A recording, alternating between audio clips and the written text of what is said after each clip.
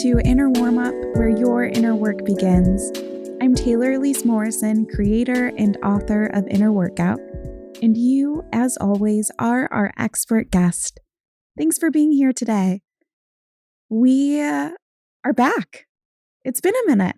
I missed you, but I also got to say that I, for one, am loving this seasonal format. It feels so good to practice what I preach and to take breaks, and also to give myself and the people who bring this podcast to life the space to create something that feels really special. Last season was all about burnout, inspired by my own burnout experience after writing the Inner Workout book and preparing to launch it into the world. This season is inspired by a single phrase: check in on your strong friends. That phrase gets a lot of airtime, particularly after some public figure who appeared to have it all together reveals that they are currently struggling or have struggled in the past. That phrase is supposed to remind us that even those among us who appear the strongest need support. But in practice, that phrase, check in on your strong friends, can cause strong friends to deepen their patterns of caring for others while diminishing their own needs and distancing themselves from true connection. Think about it. Something happens in the zeitgeist and the phrase, check in on your strong friends, starts making the rounds. A strong friend will rarely think that they could be the ones in need of support. Instead, they'll take it as a call to action, a call to check in on everyone else rather than on checking in with themselves. This is especially true for folks who aren't aware of their strong friendness. On the other hand, someone who is aware that they're a strong friend might double down on showing that they're okay, that they've got it all together, and that they don't need help. At the end of the last season of Inner Warmup, where we focused on burnout, I shared a thought that struck a chord with me, and I heard that it struck a chord with you as well. I'll quote it again here. The more I tried to be this person who appeared perfect, the more I'm pushing people away. People don't feel like they can connect with perfection. People might aspire to perfection, but they don't tend to feel safe to share with someone who they perceive to be perfect. If you couldn't already tell, I'm a recovering strong friend. And if you're listening to this podcast, there's a good chance that you are too. When I engage and interact with the Inner Workout community, I hear things like, I really need to be there for the people in my life. Or, I'm nervous about what they'll think. And both of those phrases are signs that the Inner Workout community really is a gathering of recovering strong friends. And that's what this season is all about. I've said strong friend 1,000,001 times by now, so in true Inner Workout fashion, it's time to add a definition into the conversation. This definition comes from a neutral place. The goal was to speak about the behaviors without placing a value judgment on being a strong friend. From our perspective, a strong friend is a person who walks through the world with an armor shield of projected strength. This metaphorical shield creates barriers between themselves and others, hindering their ability to truly give care, receive care, and to do their inner work. Inner Workout's conceptualization of strong friends has been years in the making. I want to shout out former teammates Deanna and Paris, as well as current teammate Jenny, for their contributions to this work. So we've got this strong friend definition, a person who walks through the world with an armor shield of projected strength. This metaphorical shield creates barriers between themselves and others, hindering their ability to truly give care, receive care, and to do their inner work. With this definition in mind, you might see yourself reflected in that definition. But I want to acknowledge that the reasons we project strength and the ways in which we project strength, as well as the barriers we build, they don't all look the same. We've conceptualized 3 strong friend archetypes, and I'm sure that there are more. For the rest of the episode, we're going to break down the traits, core fear, and barrier of each archetype. As we're talking about these archetypes, it isn't to villainize you for being a strong friend. And as we explore these fears and barriers, I want to acknowledge that you may have had experiences that have validated these fears in the building of those barriers. In my experience, being a strong friend is both nature and nurture. We won't be diving deep into the why or the how of becoming a strong friend, but my goal is to support you in building self-awareness, hold space for you to gain insights in how you're approaching relationships, and to plant seeds so that you can envision different ways of relating to yourself, your community, and the world around you. This episode is really juicy, and we also put together a companion to this season called the Strong Friends Inner Workbook. It's a place where you can explore your own strong friend tendencies, the inner work that might be your medicine, and the relational support that you might need. You can grab the Strong Friends Inner Workbook for $4.99 at the link in the show notes, or you can go there directly by going to bit.ly/strongfriends, that's bit.ly/strongfriends, plural. Now let's talk about these 3 archetypes. They're in no particular order. First up, we've got the picture-perfect strong friend. This is the strong friend who's always put together. They collect accolades and achievements just as easily as some of us collect nail polish colors. Picture-perfect strong friends can't conceptualize half-assing something, not in their vocabulary. It's 100%, or really 110%, or bust. And you might be thinking, okay, so what's the issue with being a picture-perfect strong friend? This sounds like goals. Not quite. Like all strong friends, there's a shadow. Picture-perfect strong friends are especially sensitive to criticism. It ruins the image they work so hard to cultivate. It also gives more fuel to the extremely loud inner critic they have within. Every strong friend archetype has a fear or a belief that haunts them.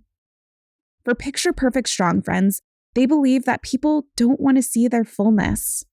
People want to celebrate the highs with them, yes, but they don't believe that people will sit with them in their lows. They fear that showing up as less than perfect will ruin their relationships. And as you can hear, that fear, it creates a pretty hefty barrier. It's like the quote that I shared earlier. People can't really connect with perfection. And because of this barrier, picture-perfect strong friends, they often suffer in silence. Now, there's been a lot of controversy around one of the actors in the show Beef. I watched it before that controversy came out, and honestly, as a piece of art, it is one of my favorite shows of this year. And Ali Wong's character, Amy, is a fantastic example of this archetype. Amy runs this trendy plants and succulents business that she's about to sell. It's going to get acquired for millions. She has a gorgeous home, a loving family, people who admire her and the business she's built. But she's struggling. Amy's been struggling for a long time. And what's interesting about this character is that she shares just enough, quote unquote, acceptable imperfection to make herself more palatable. It seems like vulnerability, but it's really just another way she's building a wall. I won't spoil the show, but it really demonstrates what can happen to a picture-perfect strong friend when their walls fall down. Let's move now into the caregiver strong friend. This strong friend is there for everyone else. They put the needs of their job, their loved ones, and sometimes people they don't even know before their own. They give the best advice that they'd often benefit from taking themselves, but they won't because that would require an element of self-regard that they struggle with. These people are lauded for being selfless, but their shadow is that they often feel like a martyr. They're overgiving, waiting and waiting and waiting for someone to notice and reciprocate. Unfortunately, that doesn't happen as often as they would like. It can cause a festering resentment as well as a martyred saint dynamic where they feel overworked, underappreciated, and secretly superior to others because of how much they give. It's worth noting that this archetype is one that often shows up in women because of how we've been socialized. Caregiver strong friends fear that they're only loved for what they can do for other people. If they take time for themselves or, God forbid, ask for support or care, there's a chance, at least in their mind, that it would end the relationship. And as we saw with the picture-perfect strong friend, that fear turns into a barrier. The caregiver strong friend doesn't give people the opportunity to care for them because they worry that those people either won't show up for them or stay in relationship with them. And what that does is create lopsided relationships where there's a one-sided flow of care without true connection. Do any of you remember reading The Story of the Giving Tree growing up by Shel Silverstein? It's so interesting looking at how my relationship to that story has changed as I've done my own inner work. If you're not familiar, if you need a refresher, it's a story about this boy who grows up with this tree, and the tree is kind of a constant giver of care for him. It's where he puts up a swing. It gives him wood to be able to build things for his home. And when the tree, all that's left is a stump, the little boy, now an old man, gets to sit there.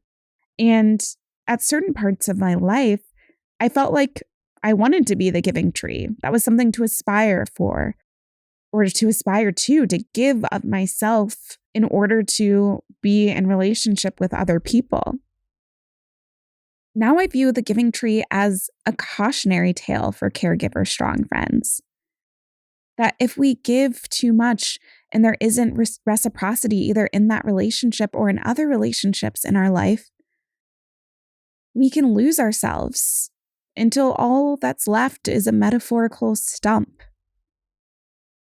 Our last archetype to share is the intellectual strong friend. This strong friend is the one that you turn to when you're looking for a book or a resource recommendation. They've seen and heard it all, and it shows. They can tell you about the research, the controversies, and the practices, but what intellectual strong friends fail to admit is that this knowledge often begins and ends in their head. In their quest to build up their knowledge, they often miss the step of doing the work on their own.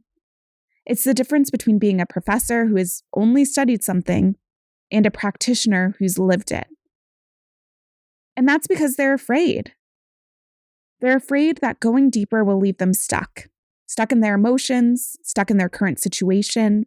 They believe that it either isn't comfortable for them to explore their emotions and needs, that there isn't enough time for them to do their inner work, or both.